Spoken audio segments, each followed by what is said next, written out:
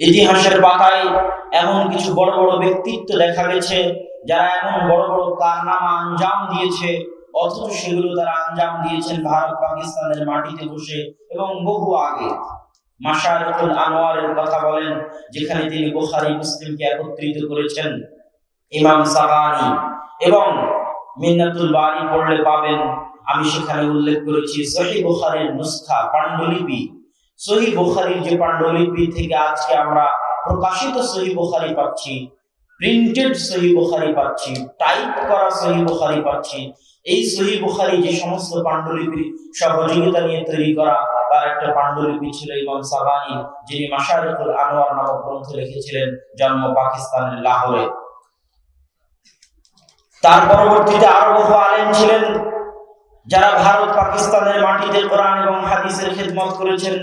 ইমাম তাহির পাটনি, পাটনার অধিবাসী, তিনি অনেক গ্রন্থ লিখেছেন হাদিসের উপরে। কঠিন কঠিন রাবির নামের উপর গ্রন্থ লিখেছেন। মাজমাউ বাহারিল আনওয়ার লিখেছেন। আরো অনেক গ্রন্থ লিখেছেন, যেই গ্রন্থগুলোতে কোরআন এবং হাদিসের কঠিন শব্দ, হাদিসের কঠিন কঠিন রাবির পরিচয়, এই জিনিসগুলো তিনি সেখানে ফুটিয়ে তুলেছেন। অথচ তিনি এই যুগের আলেম নন, অনেক আগের আলেম। তো ভারত উপমহাদেশের মাটিতে কোরআন এবং হাদিসের চর্চা অনেক আগে থেকেই ছিল, যেগুলো ইতিহাসের পাতা ঘাটলে দেখা যায়। তবে ভারত পাকিস্তানের মাটিতে হাদিস চর্চার স্বর্ণযুগ, যেই স্বর্ণযুগের কারণে আজ কোরআন এবং হাদিস টিকে আছে বলে মানুষ মনে করে, বিজ্ঞ ব্যক্তিরা মনে করে। যখন মারকাজুল ইলম পরিবর্তন হতে থেকেছে, কখনো মারকাজুল ইলম ছিল বাগদাদ, কখনো মারকাজুল ইলম ছিল হিজাজ, কখনো মারকাজুল ইলম ছিল বুখারা সামারকান্দ, কখনো মারকাজুল ইলম ছিল নিশাপুর রায়। এই মারকাজুল ইলম গুলো পরিবর্তন হতে থেকেছে। কখনো মারকাজুল ইলম ছিল আন্দালুস, স্পেন। আমরা হয়তো স্পেনকে ভুলতে বসেছি, কিন্তু আমি আমার বহু বক্তব্যে ইশারা করেছি, ইঙ্গিত করেছি যে কত বড় বড় আলেম স্পেনের মাটিতে ছিলেন, আন্দালুসের মাটিতে ছিলেন। ইবনে হাজাম আন্দালুসি বিরাট বড় মুহাদ্দিস, অনেক বড় মুহাদ্দিস। তার আল মুহাল্লা বিল আসার, আব্বুরা সাধারণত যে সমস্ত বই দেখে ফতোয়া দিয়ে থাকে, সেই সমস্ত বইয়ের একটা গুরুত্বপূর্ণ বই হচ্ছে আল মুহাল্লা বিল আসার, যে বইটা সাজানোই হয়েছে আসার দিয়ে। উনি চেষ্টা করেছেন প্রত্যেকটা ফতোয়া আসার, সরাসরি নাস, সরাসরি হাদিস, সরাসরি কোরআন, সরাসরি সাহাবীদের কওল, সরাসরি তাবিঈদের কওল, সরাসরি তাবে তাবিঈদের কওল দিয়ে ফতোয়া দেওয়ার, রায় কিয়াস থেকে দূরে থাকার চেষ্টা করেছেন ইমাম ইবনে হাজাম আন্দালুসি, স্পেনের মানুষ। তাফসীরে কুরতুবীর লেখক ইমাম কুরতুবী, কুরতুবা যেটাকে ইংরেজিতে বলা হয় কর্ডোভা, সেটাকে আরবিতে বলা হয় কুরতুবা, তিনি স্পেনের কর্ডোভা নগরের অধিবাসী। তাফসীরে কুরতুবীর লেখক ইমাম কুরতুবী। হাফিজুল মাগরিব ইবনে আব্দুল বার 463 হিজরিতে একই সাথে হাফিজুল মাগরিব মারা গেছেন, হাফিজুল মাশরিক মারা গেছেন। হাফিজুল মাশরিক বলা হতো খতিব বাগদাদিকে। মাশরিক মানে হচ্ছে পূর্বের, হাফেজ পূর্বের দেশগুলোর সবচেয়ে বড় হাফেজ আলেম। খতিব বাগদাদিও 463 হিজরিতে মারা যান। হাফিজুল মাগরিব পশ্চিমের দেশগুলোর সবচেয়ে বড় হাফেজ, সবচেয়ে বড় আলেম ইবনে আব্দুল বার 463 হিজরিতে মারা যান। একই হিজরিতে হাফিজুল মাগরিব, হাফিজুল মাশরিকের মৃত্যু হয়। ইবনে আব্দুল বার এত বড় মাপের আলেম ছিলেন, মুয়াত্তা মালিকের পিছনে তার খেদমত রয়েছে। তার লিখিত আত-তামহিদ, তার লিখিত আল-ইস্তিযকার আজও পৃথিবীর ইতিহাসে চিরভাস্বর, চিরস্মরণীয়। এমন কোন মুহাদ্দিস, এমন কোন আলেম নাই যার বাড়িতে আত-তামহিদ নাই, যার বাড়িতে আল-ইস্তিযকার নাই, যেটা ইবনে আব্দুল বার রাহিমাহুল্লাহর লেখা। বাড়ি আন্দালুস, স্পেন। এরকম বড় বড় আলেমের নাম বলা যাবে। বিখ্যাত উসুলবিদ ইমাম শাতিবি, তিনি আন্দালুসের, স্পেনের, তথা স্পেনও এক সময় মারকাজুল ইলম ছিল, জ্ঞানের কেন্দ্র ছিল। কিন্তু যুগের পরিক্রমায় যখন পৃথিবীর সব জায়গা থেকে জ্ঞান উঠে গেল, জ্ঞানের চর্চা সীমিত হয়ে আসলো, আলেম ওলামার অভাব দেখা দিল, হাদিসের চর্চার অভাব দেখা দিল। জালালউদ্দিন সুয়ুতির মৃত্যুর পরে পৃথিবী বড় মাপের তেমন কোন আলেম আর দেখতে পেল না। তখন আল্লাহ সুবহানাহু ওয়া তাআলা ভারত পাকিস্তানের মাটিকে জ্ঞান চর্চার জন্য বাছাই করে নিয়েছিলেন, এবং ভারত পাকিস্তানের আলেম ওলামা এই ভারত পাকিস্তানের মাটিকে জ্ঞান চর্চার এমন উর্বর ভূমি বানিয়েছিল যে আজকের পৃথিবী স্বীকার করতে বাধ্য হচ্ছে। আমি নিজেও বাস্তব তার চাক্ষুষ প্রমাণ দেখেছি। এমন কোন হাদিসের বই নাই, এমন কোন ইলমুর রিজালের বই নাই, এমন কোন ইলমুল জারহ ওয়া তা'দীলের বই নাই যার অধিকাংশগুলো যদি বলা হয় আউয়াল তাবা, প্রথম প্রকাশ, প্রথম টাইপ করা প্রিন্টেড প্রকাশ কোথায় থেকে দেখলেই দেখা যাবে হিন্দ থেকে, হায়দ্রাবাদ দাকান দায়রাতুল মাআরিফ হায়দ্রাবাদ দাকান থেকে প্রকাশিত। বিখ্যাত ইয়েমেনের আলেম আব্দুর রহমান বিন ইয়াহইয়া আল মুআল্লিমি, তিনি আল জারহ ওয়া তা'দীল ইবনে আবি হাতিম, আবু হাতিম হচ্ছেন বিখ্যাত মুহাদ্দিস। মুহাদ্দিসদের মধ্যে যারা পাহাড় স্বরূপ, জাবাল স্বরূপ, হাদিস শাস্ত্রে যাদের কথা চলে, যারা ইমাম বুখারী, ইমাম মুসলিম, আবু দাউদ, নাসাই, তিরমিজির উস্তাদ, আবু হাতিম, আহমদ বিন হাম্বল, আবু যুরআ, ইয়াহইয়া বিন মাঈন, ইয়াহইয়া বিন সাঈদ আল-খাত্তাম, আলী ইবনুল মাদিনী, এই পাঁচজন হচ্ছেন হাদিস শাস্ত্রের জাবাল পাহাড়, যাদের কথায় রাবীদের যাচাই বাছাই নির্ধারিত হয়, এই রাবী চলবে না চলবে না। 80%, 90% রাবীদের সঠিক ব্যাঠিক নির্ধারিত হয় এনাদের কথার উপর ভিত্তি করে। সেই আবু হাতিম আর আবু যুরআ দুইজনকে পাশে বসিয়ে তাদের এই আবু হাতিমের সন্তান আব্দুর রহমান ইবনে আবি হাতিম, তিনি একজন করে রাবীর নাম নেন আর বাপকে জিজ্ঞেস করেন, আব্বা এই রাবীর বিষয়ে আপনার মন্তব্য কি, এই বর্ণনাকারীর বিষয়ে আপনার মন্তব্য কি? পিতা উত্তরে বলে, ছেলে লিখতে থাকে, পাশে আরেকজন শাইখ থাকে আবু যুরআ, তাকে জিজ্ঞেস করা হয় এই রাবীর বিষয়ে আপনার মন্তব্য কি, তিনি বলেন, ছেলে লিখতে থাকে। এই লিখিত বই আল জারহ ওয়া তা'দীল, হাদিস শাস্ত্রে, জারহ তা'দীলের শাস্ত্রে কোন রাবী চলবে কোন রাবী চলবে না, এই শাস্ত্রে সবচেয়ে পুরাতন এবং সবচেয়ে গ্রহণযোগ্য, সবচেয়ে নির্ভরযোগ্য সানাদওয়ালা গ্রন্থ হচ্ছে আল জারহ ওয়া তা'দীল। ইমাম বুখারী যখন তারিখুল কাবীর লিখেছিলেন, ইমাম বুখারীর জীবনের প্রথম লেখাগুলোর একটা ছিল 18-19 বছর বয়সে যখন তিনি তারিখুল কাবীর লেখেন, তখন তিনি সমস্ত রাবীদের জীবনী রচনা করার চেষ্টা করেছিলেন, কিন্তু তেমন জারহ তা'দীল নকল করেননি। খুব অল্প সীমিত জারহ তা'দীল নকল করেছেন, রাবী চলবে কি চলবে না কথা নকল করেছেন সীমিত। তো ইবনে আবি হাতিম ওই রাবীগুলোকে নিয়েই, যেই রাবীগুলো তারিখুল কাবীর ইমাম বুখারীর লেখা, ওই রাবীগুলোকে নিয়ে বারবার আবু যুরআর সামনে বসেছে আর তাদের মন্তব্য লিখতে থেকেছে। সেটা আল জারহ ওয়া তা'দীল ইবনে আবি হাতিম প্রথম প্রকাশিত হয়েছে কোথায় থেকে? আব্দুর রহমান বিন ইয়াহইয়া আল মুআল্লিমি, কোথায় ইয়েমেনের মুহাদ্দিস, তিনি এই বই প্রকাশ করেছেন কোথায় বসে? ভারতের হায়দ্রাবাদে বসে, দায়রাতুল মাআরিফ দাকানে বসে গবেষণা করে করে আউয়াল তাবা, প্রথম প্রকাশ এই বইয়ের ভারতের মাটিতে। এরকম অগণিত অসংখ্য বই আছে, অসংখ্য খিদমাত আছে, যেগুলো ভারতের মাটি থেকে আঞ্জাম দেওয়া হয়েছে। আজ সৌদি আরবের শায়েখদের কাছে যত হাদিসের সনদ আছে, হাদিসের সনদ মানে আল্লাহ রাসূল পর্যন্ত, ইমাম বুখারী পর্যন্ত, মুসলিম, আবু দাউদ, নাসাই, তিরমিজি, ইবনে মাজাহ পর্যন্ত যে সিলসিলায়ে সনদ, যে এই বই আমি অমুককে পড়িয়েছি, সে তাকে পড়িয়েছে, সে তাকে পড়িয়েছে, এই সনদ সাবিত না হলে বই সাবিত হয় না। লেখক পর্যন্ত সনদ সাবিত না হলে বই অগ্রহণযোগ্য প্রমাণিত হয়। যেমন লেখক থেকে আল্লাহ রাসূল পর্যন্ত সনদ লাগে, হাদিসটা আল্লাহ রাসূলের কিনা এটা প্রমাণ করতে। বুখারী থেকে রাসূল সাল্লাল্লাহু আলাইহি ওয়াসাল্লাম পর্যন্ত সনদ লাগবে, হাদিস আল্লাহ রাসূলের কিনা এটা প্রমাণ করতে। কিন্তু এই বই ইমাম বুখারী লিখেছে না অন্য কেউ লিখেছে? আমার কাছে প্রকাশিত যে বুখারী, এই বুখারী ইমাম বুখারীর লেখা বুখারী না কার লেখা বুখারী, এটা প্রমাণ করতে ইমাম বুখারী থেকে আমার পর্যন্ত সনদ লাগবে, না হলে প্রমাণিত হবে না যে এই সহিহ বুখারী, ইমাম বুখারীর বুখারী। মানুষ বলবে এটা বিকৃত করে অন্যের লেখা নামে চালিয়ে দেওয়া হয়েছে, ইমাম বুখারীর নয়। এই যে সনদগুলো আজও সৌদি আরবের মাটিতে যত সনদ আছে তার 50%, 60-70% সনদ শাহ ওলিউল্লাহ মুহাদ্দিস দেহলভী হয়ে, ভারতের কোন না কোন মুহাদ্দিস হয়ে, মিয়াঁ নাজির হোসাইন দেহলভী হয়ে, ভারতের কোন না কোন মুহাদ্দিস হয়ে এই সনদগুলো লেখক পর্যন্ত পৌঁছে, বুখারী, মুসলিম, আবু দাউদ, নাসাই, তিরমিজি, ইবনে মাজাহ পর্যন্ত পৌঁছে। এইজন্য এখনো আরবের শায়েখদের মধ্যে প্রচলন রয়েছে সনদ গ্রহণের জন্য ভারত পাকিস্তানে আসা, কেননা এখনো পৃথিবীর আলী সনদ, উঁচু সনদ, এই উঁচু সনদ বলতে মাঝখানে ব্যবধান কমে যাওয়া, লেখক পর্যন্ত ব্যবধান কমে যাওয়াকে বলা হয় আলী সনদ। এখনো আলী সনদ অনেক ভারত, পাকিস্তান, বাংলাদেশের মাটিতে রয়েছে, যেগুলো অন্য দেশগুলোতে পাওয়া কঠিন আছে। আমি আলোচনা করছিলাম জালালউদ্দিন সুয়ুতির পরে ভারতের মাটিতে হাদিসের যে খিদমত শুরু হয়, এই খিদমতের কথা সকলেই স্বীকার করেছেন। যদি এই খিদমত না থাকতো তাহলে হয়তো হাদিসের চর্চা দুনিয়া থেকে মিটে যেত। সেই খিদমতগুলোর প্রথম যিনি শুরু করেছেন তার নাম বলতে হয় নওয়াব সিদ্দিক হাসান খান ভূপালী।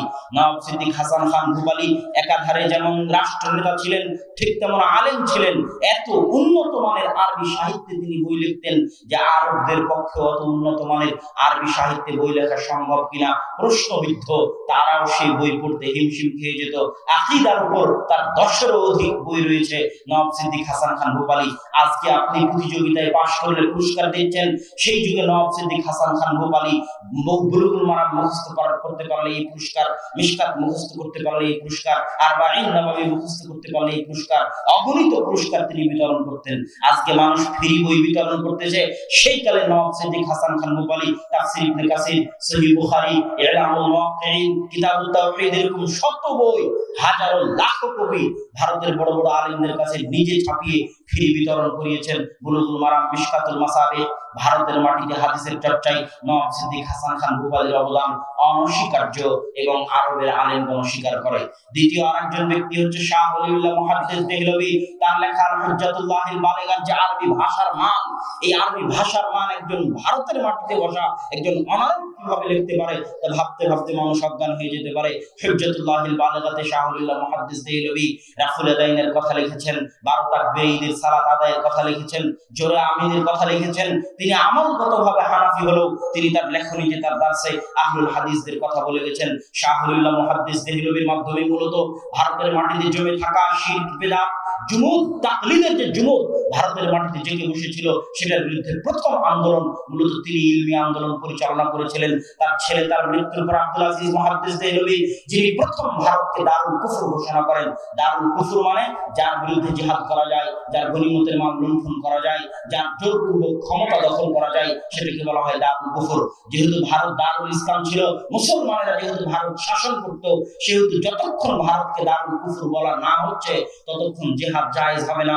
প্রথম ভারতকে দারুল কুফর বলে ফতোয়া দিয়েছিলেন আব্দুল আজিজ মুহাদ্দিস দেহলভী। তার লেখা বই বুস্তানুল মুহাদ্দিসিন ইসলামিক ফাউন্ডেশন থেকে অনুবাদ করা আছে। মুহাদ্দিসদের বই পুস্তক জীবনী নিয়ে তিনি সেই বই লিখেছেন। সম্মানিত উপস্থিতি, আব্দুল আজিজ মুহাদ্দিস দেহলভীর পরে তার হাদিসের মাসনাদ, দেহলভী মানে দিল্লির অধিবাসী, দিল্লির অধিবাসীকে বলা হয় দেহলভী। তার হাদিসের মাসনাদ আঁকড়ে ধরেন শাহ ইসহাক মুহাদ্দিস দেহলভী। ইসহাক মুহাদ্দিস দেহলভী পর্যন্ত ভারত, পাকিস্তান, বাংলাদেশের আহলে হাদিস বলেন, দেওবন্দি বলেন, বেরলভী বলেন, সকলের হাদিসের সানাদ, সকলের উস্তাদ এক এবং একক। এমন কোন ছাত্র ভারত পাকিস্তানের মাটিতে পাওয়া যাবে না আলেম যিনি এই তিনজনের ছাত্রের ছাত্র নন, এই তিনজনের ছাত্রের ছাত্রদের নিকটে পড়েননি এমন ছাত্র, সেটা হানাফি হোক, দেওবন্দি হোক, আহলুল হাদিস হোক, ভারত পাকিস্তানের মাটিতে খুঁজে পাওয়া মুশকিল। সেটা আহমদ শফি হোক, আর সেটা আব্দুল খালেক সালাফি হোক, আর সেটা ডক্টর মুসলিউদ্দিন হোক, আর সেটা আমি হই, আর সেটা জুনাইদ বাবুনগরী হোক, সকলের কারো না কারো এই তিনজনের ছাত্রের নিকটে সারা ভারত, পাকিস্তান, বাংলাদেশের 99% ছাত্রের পড়াশোনা। শাহ ইসহাক মুহাদ্দিস দেহলভীর পর দাস ভাগ হয়ে যায়। আহলুল হাদিস এবং দেওবন্দি, যেটা আমরা বলতে পারি, তারা মুখোমুখি অবস্থান গ্রহণ করে মিয়া নাজির হোসেন দেহলভীর শক্ত ভূমিকার কারণে। মিয়া নাজির হোসেন দেহলভীর আগে শিরক বিদআতের বিরুদ্ধে, হাদিসের উপর আমলের পক্ষে, তাকলিদের বিরুদ্ধে কঠিনভাবে ভূমিকা রাখার সাহস তেমন কেউ করেননি। প্রথম করেছিলেন মাওলানা ইসমাইল শহীদ আর মিয়া নাজির হোসেন দেহলভী। মাওলানা ইসমাইল শহীদ করেছিলেন জিহাদের মাঠে। মাওলানা ইসমাইল শহীদ এবং সাইদ আহমদ বেরলভী তারা আগে জিহাদ শুরু করেননি। সারা ভারতে 5 বছর ব্যাপী দাওয়াতি বিপ্লব চালিয়েছেন। ভারতের উত্তর থেকে দক্ষিণ, পূর্ব থেকে পশ্চিম দাওয়াতে গেছেন এবং দাওয়াতি কাজে ব্যস্ত থেকেছেন। মাওলানা ইলায়েত আলী, মাওলানা বেলায়েত আলী, তাদের দাওয়াতি ছিল শিরক এবং বিদআতের বিরুদ্ধে, তাকলিদের বিরুদ্ধে, হাদিসের উপর আমলের পক্ষে। রাফুল আদাইন করতে হবে, জোরে আমিন বলতে হবে, এগুলোর প্রচার এবং প্রচারণ কঠোরভাবে তিনি প্রথম শুরু করেছিলেন। তার বই তাকবিয়াতুল ঈমান যদি আজকেও পড়েন আপনি আশ্চর্য হবেন, এই অন্ধকার ভারতের মাটিতে শিরকের বিরুদ্ধে, বেদাতের বিরুদ্ধে কত কঠোর কলম তিনি সেই যুগে ধরেছেন, তা ভাবতে অবাক লাগে। আপনি যদি মনে করেন দিবস কেন শিরক, আব্দুর রাজ্জাক বিন ইউসুফ কেন বলে দিবস শিরক, আপনাকে তাকবিয়াতুল ঈমান পড়তে হবে। শাহ ইসমাইল শহীদ রাহিমাহুল্লাহ লিখে যাওয়া, সেখানে তিনি শিরকের আকীদা, তাওহীদের আকীদা, বেদাত এবং সুন্নাতের আকীদা স্পষ্ট করেছেন। ঠিক আর একদিকে মিয়া নাজির হোসেন দেহলভী, তার 1.5 লক্ষ ছাত্র ছিল। তিনি ছিলেন, তার একটা লেখা গ্রন্থ আছে মিয়ারুল হক। এই মিয়ারুল হক গ্রন্থটা এই দেশের মাটিতে যারা তাকলিদকে আঁকড়ে ধরে থাকতো তাদের উপর ছিল অ্যাটম বোমের মতো। এই মিয়ারুল হকের জবাব লিখতে লিখতে লিখতে লিখতে ওই সমাজ ক্লান্ত হয়ে গেছে, এই সমাজ ক্লান্ত হয়ে গেছে। এখনো মিয়ারুল হকের জবাব লেখা হচ্ছে। পাল্টা জবাব লেখা হচ্ছে, আবার জবাব লেখা হচ্ছে, আবার পাল্টা জবাব লেখা হচ্ছে। 150 বছর হয়ে গেছে, কিন্তু বইয়ের জবাব পাল্টা জবাব এখনো চলতেই আছে। সেই বইয়ের নাম মেয়ারুল হক, লিখেছেন মিয়া নাজির হোসাইন দেহলভী। তার 1.5 লক্ষ ছাত্র আজ সারা পৃথিবীতে যেখানে যত আহলে হাদিস দেখতে পাচ্ছেন, বংশালের আহলে হাদিস বলেন, বেলায়েতের আহলে হাদিস বলেন, বল্লার আহলে হাদিস বলেন, আর নতুন আমরা যারা দাওয়াতি কাজে দেখতে পাচ্ছেন বড় বড় আলেম ওলামাদেরকে, সেটা আব্দুল রাজ্জাক বিন ইউসুফ ও আকরামুজ্জামান বিন আব্দুল সালাম হোক, আরো যত আলেম ওলামাকে দাওয়াতি ময়দানে দেখতে পাচ্ছেন, তারা সকলেই মিয়া নাজির হোসাইন দেহলভীর ছাত্ররা। সারা ভারত, পাকিস্তান, বাংলাদেশে যে দাওয়াতি বিপ্লব নিয়ে ছড়িয়ে গেছিলেন, সেটার ফসল। তার 4 জন ছাত্রের কথা না বললেই নয়। একজন আব্দুর রহমান আল মুবারকপুরি, একজন শামসুল হক আল আজিমাবাদী, একজন সানাউল্লাহ অমৃতসুরি, একজন আব্দুল্লাহ গাজীপুরি। এটা ইতিহাস, এই ইতিহাস মনে রাখতে হবে। মনে না রাখতে পারাটা ব্যর্থতা। আমি দারুল উলুম দেওবন্দে পড়েছি, প্রত্যেক ক্লাসে এমন কোন ক্লাস নেই যে ক্লাসে দারুল উলুম দেওবন্দের শিক্ষকরা বলতেন না যে हमारे আকাবির ने फरमाया, मौलाना कासिम नानूतवी साहब ने ये फरमाया, অমুক সাহাব ने फरमाया। তারা তাদের আকাবিরদের ইতিহাসগুলো ধরে রেখেছে, তাদের দার্সে, তাদের তাদরিসে, তাদের বক্তব্যে, তাদের লেখনীতে। কিন্তু আহলুল হাদিসরা তাদের সালাফ, তাদের আকাবিরদের ইতিহাস ভুলে গেছে, ধরে রাখার চেষ্টা করে না, চর্চা করার চেষ্টা করে না। আব্দুর রহমান মুবারকপুরীর নাম মুখস্থ করতে হবে, প্রত্যেক আহলে হাদিস সন্তানের জানা থাকতে হবে। শামসুল হক আজিমাবাদীর নাম, সানাউল্লাহ অমৃতসুরির নাম। আজকে অন্যরা বলতেছে যে তারা ফাতিহা কাদিয়ানিয়াত, কাদিয়ানীদের বিরুদ্ধে নাকি তাদের আন্দোলন সবচেয়ে সফল। হ্যাঁ, তারা আন্দোলন করেছে, এই কথা সত্য, কিন্তু কাদিয়ানীদের বিরুদ্ধে সবচেয়ে সঠিক, সবচেয়ে মজবুত, সবচেয়ে কঠোর, সবচেয়ে কার্যকরী, সবচেয়ে সফল আন্দোলনের লিডার ছিলেন মাওলানা সানাউল্লাহ অমৃতসুরি।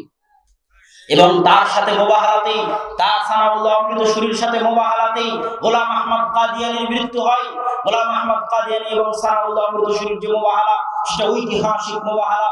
আমি যদি সত্যের উপর থাকি তাহলে তোমার মৃত্যু আগে হবে, আর তুমি যদি সত্যের উপর থাকো তাহলে আমার মৃত্যু আগে হবে।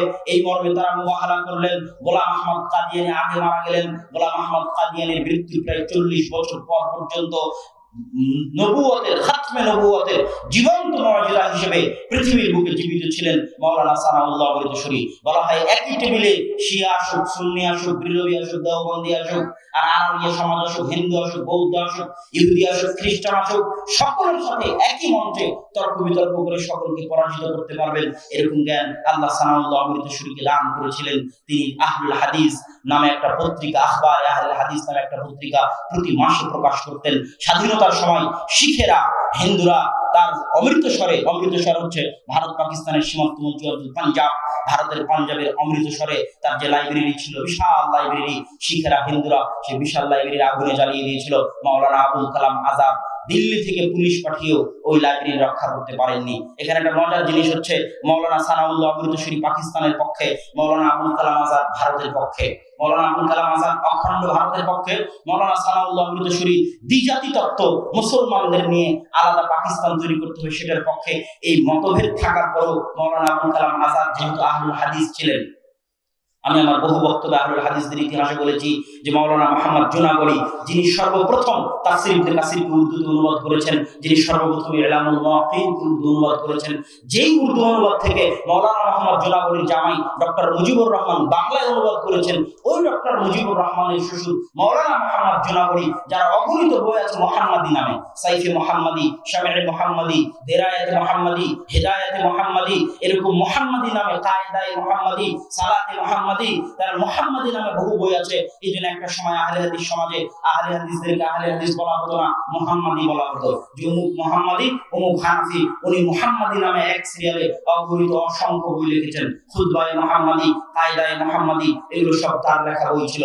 এই মাওলানা মুহাম্মদ জুনাগড়ি যখন ইলামুল মুওয়াক্কিনের উর্দু অনুবাদ করলেন, তাফসীর ইবনে কাসিরের উর্দু অনুবাদ করলেন প্রথম, তখন ওই মাওলানা আবুল কালাম আজাদ, যিনি কংগ্রেসের নেতা, যিনি ভারতের শিক্ষামন্ত্রী, অখণ্ড ভারতের পক্ষে, তিনি তখন এই ইলামুল মুওয়াক্কিনের উর্দু ভূমিকা লিখে দিয়েছিলেন, আহলে হাদিস ছিলেন বলে। তো মাওলানা সানাউল্লাহ অমৃতসুরি পাকিস্তানের পক্ষে হওয়ার পরও, আর মাওলানা আবুল কালাম আজাদ অখণ্ড ভারতের পক্ষ হওয়ার পরও মাওলানা সানাউল্লাহ মুর্শিদ আহলে হাদিস হওয়ার কারণে তার লাইব্রেরিকে রক্ষা করার জন্য আপ্রাণ চেষ্টা করেছিলেন মাওলানা আবুল কালাম আজাদ, কিন্তু রক্ষা করতে পারেননি। ওই হারানো লাইব্রেরি ফেলে দিয়ে মাওলানা সানাউল্লাহ মুর্শিদ পাকিস্তানে ফিরে যান এবং পাকিস্তানে ফিরে যাওয়ার পরে হিজরতের পরে এক বছরের মাথায় তিনি মারা যান। বলছিলাম মিরাজের হোসেন দেহলভী রাহিমাহুল্লাহ আরেকজন ছাত্র আব্দুর রহমান আল মুবারকপুরী সারা পৃথিবীতে সুনানে তিরমিজির সর্ববিশুদ্ধ সবচেয়ে উন্নত আরবি ব্যাখ্যা গ্রন্থ, আরবি ভাষ্য গ্রন্থ, যা পৃথিবীর সকল আলেমের নিকটে রয়েছে। সকল আলেম এক বাক্যে সুনানে তিরমিজির ব্যাখ্যা গ্রন্থকে শ্রেষ্ঠ ব্যাখ্যা গ্রন্থ বলে স্বীকৃতি দিয়েছে। সেই তুহফাতুল আহওয়াজের লেখক মাওলানা আব্দুর রহমান আল মুবারকপুরী ভারতের মানুষ জামিয়া রাহমানিয়ার ফারিক, দিল্লির বুকে জামিয়া রাহমানিয়া, যেটা এখন জামিয়া মিল্লিয়া ইসলামিয়া নামে পরিচিত, ইসলামিক ইউনিভার্সিটি, ওই জামিয়া মিল্লিয়া ইসলামিয়ার জায়গাতেই জামিয়া রাহমানিয়া দিল্লি ছিল। কিন্তু জামিয়া রাহমানিয়া দিল্লির যারা পরিচালক ছিলেন তারা ছিলেন অখণ্ড ভারতের বিরোধী এবং পাকিস্তানের পক্ষে। এই জন্য যখন ভারত পাকিস্তান আলাদা হয় তখন তারা জামিয়া রাহমানিয়া দিল্লির বই পুস্তক দিল্লি সরকারের হাতে হস্তান্তর করে দিয়ে ছেড়ে দিয়ে পাকিস্তানে হিজরত করেন। পাকিস্তানে গিয়ে আবার তারা জামিয়া রাহমানিয়া প্রতিষ্ঠা করেছিলেন। জামিয়া রাহমানিয়া ছিল ভারতের মাটিতে মারকাজুল ইলম আহলুল হাদিসের মারকাজ। জামিয়া রাহমানিয়া বন্ধ হয়ে যাওয়ার পর থেকে নিয়ে 60 শতকের আগ পর্যন্ত দীর্ঘ 20 বছর আহলুল হাদিসের কোনো কেন্দ্রীয় মারকাজ ভারতের মাটিতে ছিল না। পরবর্তীতে জামিয়া সালাফিয়া বানারস প্রতিষ্ঠা হওয়ার মাধ্যমে ভারতের মাটিতে আহলুল হাদিসের ইলমি মারকাজ হয়। যে জামিয়া সালাফিয়া বানারস থেকে দীর্ঘ 5 বছর আব্দুর রহমান বিন আব্দুর রাজ্জাক পড়াশোনা করে এসেছে। বলছিলাম আব্দুর রহমান আল মুবারকপুরীর কথা, উনি জামিয়া রাহমানিয়ার ফারিক। আব্দুর রহমান আল মুবারকপুরী তুহফাতুল আহওয়াজের লেখক, আরেকটা বইয়ের তিনি লেখক। সেই বইয়ের কথা না বললেই নয়। বুলুগুল মারাম আহলুল হাদিসদের মাদ্রাসাগুলোতে পড়ানো হয়। তখন কিছু হানাফি আলেম ভাবলো বুলুগুল মারামের সব হাদিস তো আহলে হাদিস মাযহাবের পক্ষে, আমরা একটা হাদিসের বই কেন না লিখি যে হাদিসের বইয়ে হানাফি মাযহাবের হাদিস থাকবে। বইয়ের নাম আসারুস সুনান, লেখকের নাম মাওলানা নিম্বি। বই প্রকাশ হওয়া শেষ হয়নি, বইয়ের উত্তর লিখলেন আরবিতে আব্দুর রহমান মুবারকপুরী। বইয়ের নাম দিলেন আবকারুল মিনান ফি নাকদে আসারুস সুনান। এক বইয়েই ওই আসারুস সুনান মাটির নিচে চলে গেল। ভারতের কোনো হানাফি মাদ্রাসার সাহস হলো না আর ওই আসারুস সুনানকে সিলেবাসের অন্তর্ভুক্ত করার, শুধু আব্দুর রহমান মুবারকপুরীর আবকারুল মিনান ফি নাকদে আসারুস সুনান এই গ্রন্থের কারণে। এরকম আরেকটা গ্রন্থ ভারতের আলেম ওলামা লেখার চেষ্টা করেছেন। মাওলানা আশরাফ আলী থানভীর পরামর্শে মাওলানা জাফর আহমদ থানভী, মাওলানা আশরাফ আলী থানভী আবার অখণ্ড ভারতের পক্ষে ছিলেন। মাওলানা আশরাফ আলী থানভী আবার পাকিস্তানের পক্ষ ছিলেন, অখণ্ড ভারতের বিরোধী ছিলেন। আর মাওলানা হোসেন আহমদ মাদানী অখণ্ড ভারতের পক্ষে ছিলেন। তো মাওলানা আশরাফ আলী থানভীর পরামর্শে মাওলানা জাফর আহমদ উসমানী লিখলেন ইলাউস সুনান, যেখানে শুধু হানাফি মাযহাবের পক্ষে হাদিসগুলোকে জমা করা হয়েছে, যে হাদিসগুলো দিয়ে হানাফি মাযহাবের বিভিন্ন ফতোয়াকে সাবিত করার চেষ্টা করা হয়েছে। ওই ইলাউস সুনানের জবাব এখন দিচ্ছেন পাকিস্তানের একজন বিখ্যাত আহলে হাদিস আলেম মাওলানা ইরশাদুল হক আল আসারি। ইলাউস সুনান ফিল মিজান নামে বই, যেটার আরবিও আছে, যেটার উর্দুও আছে। তো আলোচনা করছিলাম মাওলানা আব্দুর রহমান মুবারকপুরীর কথা।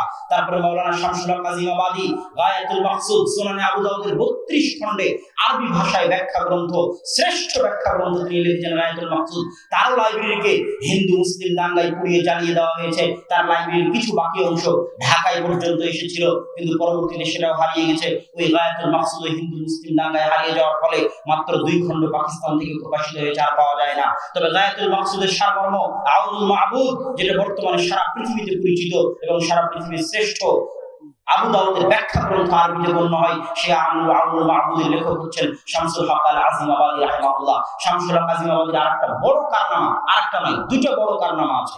একটা বড় কারনামা হচ্ছে ইমাম বুখারী রাহিমাহুল্লাহ সহিহ বুখারীর প্রায় 25 জায়গায় ক্বালা বাযুন নাস, ক্বালা বাযুন নাস, ক্বালা বাযুন নাস, বাযুন নাস বলে তিনি কিছু মানুষের মাসালাকে রদ করতে চান, কিছু মানুষের মাসালার উত্তর দিতে চান, বিরোধিতা করতে চান।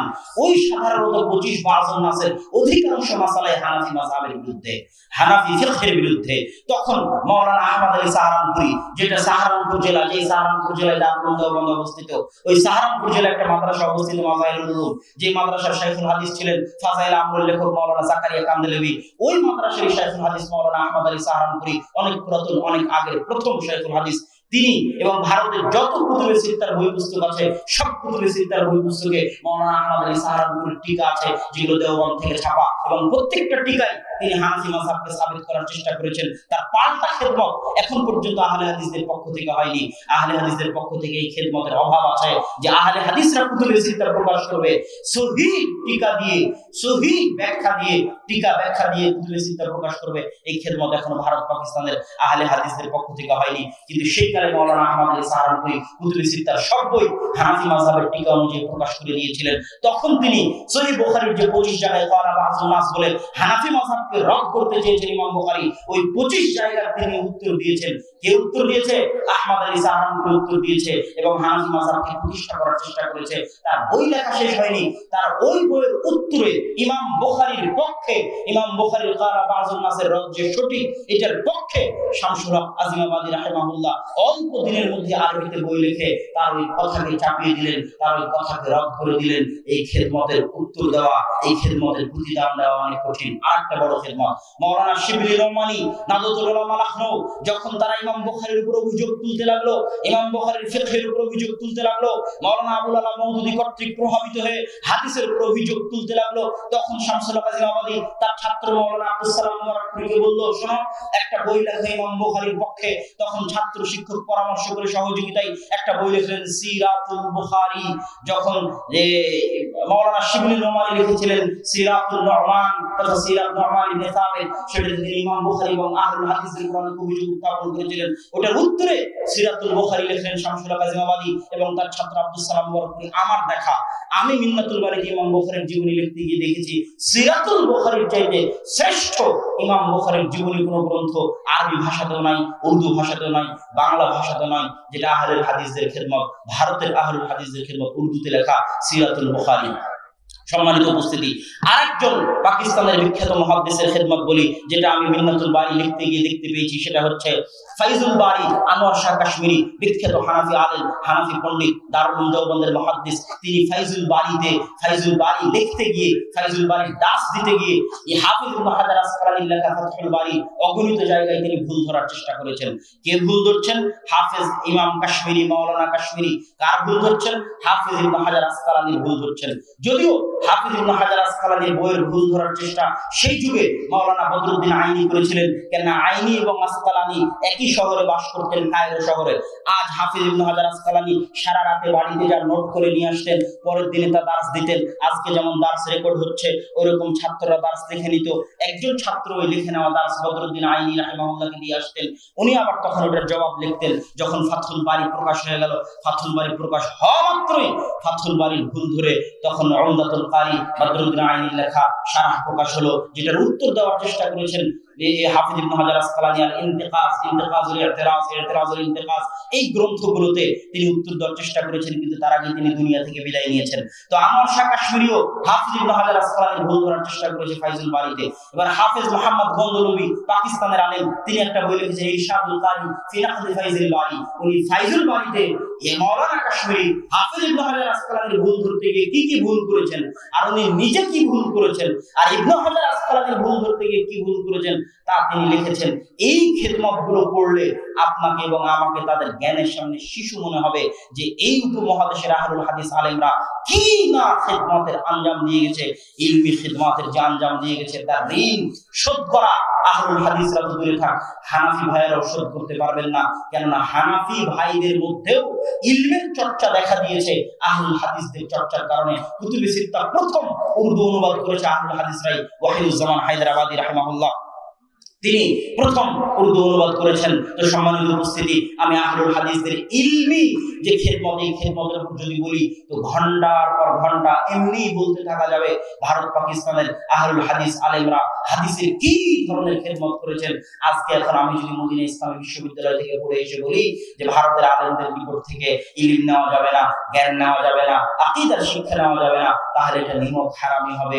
ভারত উপমহাদেশের আলেমদের জ্ঞানকে অপমান করা হবে। তারা আজ মদিনা ইসলামী বিশ্ববিদ্যালয়ের সার্বিক সুযোগ সুবিধা ভোগ করার পরে সৌদি সরকার যত কোটি টাকা ইলমের পিছনে খরচ করে, খুব কম দেশ আছে অত টাকা ইলমের পিছনে খরচ করতে পারবে। সার্বিক উন্নত সুযোগ সুবিধা পাওয়ার পরে যে ধরনের খেদমত হচ্ছে, সেই অন্ধকার যুগে ব্রিটিশদের অত্যাচারের মুখে একদিকে ব্রিটিশদের সাথে জিহাদ, আর একদিকে ইলমি খেদমত, এই কঠিন যুগ যে সমস্ত আলেম ওলামা পার করেছেন, তাদের খেদমতকে ছোট করে দেখার সুযোগ নেই। সুতরাং সম্মানিত উপস্থিতি, আহলুল হাদিসদের তাদের ইতিহাস সম্পর্কে জানতে হবে। আহলুল হাদিসদের ইতিহাস চিরদিন জিহাদের ইতিহাস, সন্ত্রাস জঙ্গিবাদের ইতিহাস নয়, ইলমের ইতিহাস, অজ্ঞতা মূর্খতা জাহিলিয়াতের ইতিহাস নয়।